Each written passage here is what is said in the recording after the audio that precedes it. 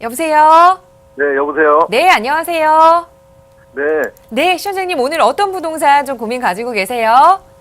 네, 저는 일산 주엽동 문촌마을 7단지 주공아파트 네. 22평형 세 채를 가지고요. 네. 전세 주고 있는 임대사업자입니다.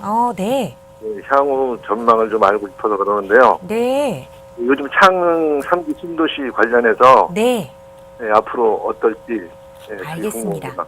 네, 아마 이 3기 신도시 발표가 나서 고민이 더 깊어지셨을 것 같아요. 임대사업자 등록은 지금 다 완료가 되어 있는 상황인가요? 네, 완료됐습니다. 알겠습니다. 일산 서구 주엽동의 문촌 7단지 주공아파트 세 채를 지금 임대사업하고 계시는데 어떻게 될지 좀 살펴보죠. 이사님과 인사 나눠보세요. 안녕하세요.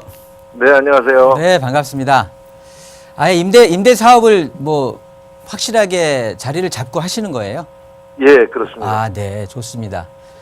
일단 부동산업에 같은 뭐 또 임대 사업을 하시는 사람으로서 이제 일단 부동산에 관심을 너무 많이 가지고 계시는 것 같아서 기분은 되게 좋네요. 보시게 네, 되면 감사합니다. 네네, 문촌마을 주공 7단지예요. 예. 뭐 올해 가지고 계셨나요, 혹시? 예, 2008년도부터 가지고 있었습니다. 2008년도. 그렇다고 본다면 이 아파트에 대해서는 저보다도 훨씬 잘 아실 거거든요. 뭐 그건 당연할 수밖에 없는 거고 내 거니까 보면 우리가 이제 개별적으로 좀 봐야 되는데요. 개별적으로 봤을 때 주공 7단지가 문제점이 있을까요? 저는 거의 없다고 판단이 돼요.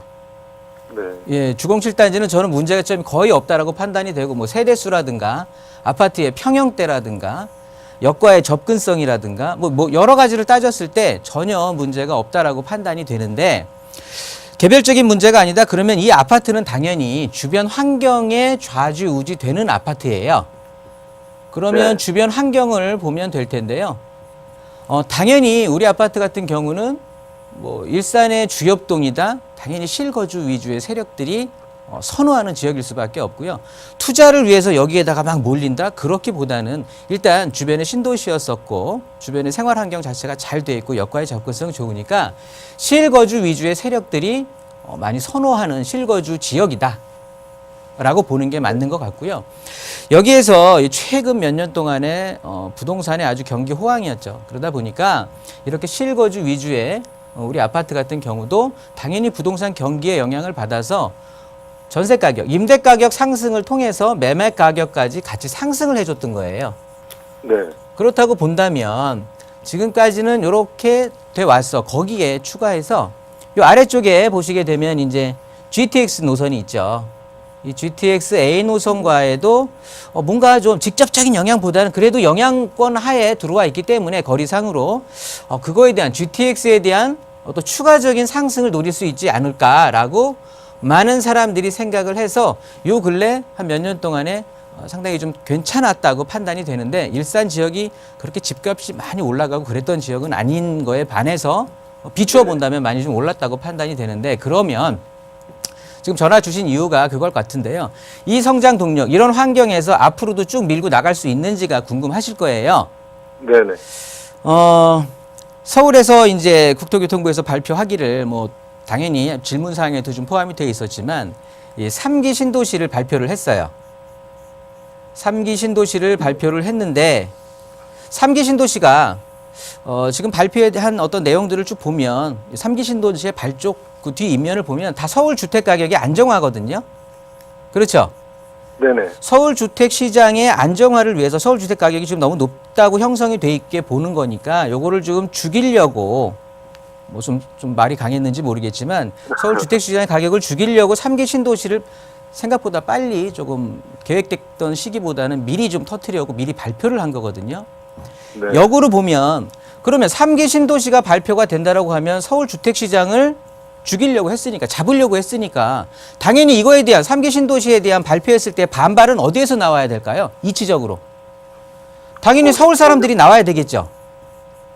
서울 주택 시장을 잡으려고 했으니까 이치적으로 따지면 당연히 서울 주택 시장에서 그러니까 서울 지역 사람들이 반대 운동을 했어야 되는 게 맞는 거거든요. 이 이유를 한다면. 그런데 서울에 있는 정작 서울 살고 있는 사람들은 무관심하고요. 별로 그렇게 큰 감흥을 없어요.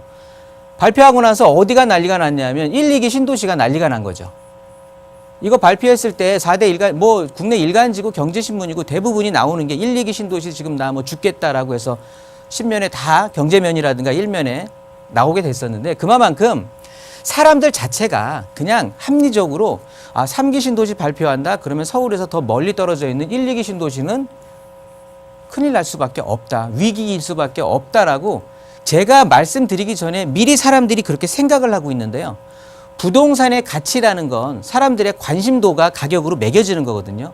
그런데 관심 자체가 지금 누가 얘기를 안 했어도 3기 신도시 발표로 인해서 1, 2기 신도시가 타격을 받는다? 이렇게 돼버렸으니 사람들의 관심도가 떨어지는 거는 당연할 수밖에 없다라고 봐요. 그러면 앞으로의 성장 동력은 그렇게 많이 품고 있을 것 같지는 않습니다. 네. 여기에서 GTX 시장이 좀 있는데요. 이 GTX 쪽으로 해서 운정, 파주 운정이 될 수도 있고요. 킨텍스 주변이 될 수도 있는데 GTX 노선을 끼고 있는 신규 아파트들의 가격하고요. 거기에 어떤 제2의 영향력에 들어와 있는 기존 아파트들하고의 가격 흐름은 전혀 다르게 움직일 거예요. 그거는 뭐 어쩔 수 없는 사실인 거고 지금 신규 아파트로 지어지는 것들은 뭐 내진 설계고 뭐 다 돼서 향후 5, 60년 동안은 끄떡없을 아파트들이니까 내 세대에서는 이 아파트가 끝이다라고 생각을 하기 때문에 신규 아파트들의 가격 자체가 그렇게 탄탄하게 고공행진을 하는 거거든요. 그래서 문천마을 주공 7단지 아파트 같은 경우도 상당히 뭐 실거주 위주의 주변 환경 너무 좋고는 하지만 임대적인 측면에서 아예 이렇게 주택 임대 사업자를 내시면서 전문 임대업을 하신다고 한다면은요, 이 지역보다는 더 발전 가망 있는 서울 때문에 서울에 투자 세력들이 몰려줘야 서울 외곽 도시도 사는 건데 그렇다고 본다면 이 기회에 아예 그냥 조금 포트폴리오 작성을 다른 지역으로 해서 구성해 보시는 것도 필요하겠고요. 제가 판단컨대 이렇게 전화 상담으로 하실 게 아니라 저희 세미나 하니까 세미나 한번 찾아오시면 제가 1대1 상담을 좀 해드릴게요. 한 번은 좀 다시 한번 바꿔보실 필요는 있으실 것 같아요. 네. 이렇게 제 의견 드리고요. 제 의견 뭐 참고하셔서 좋은 결정하시기 바랍니다. 네. 감사합니다. 감사합니다. 예, 감사합니다.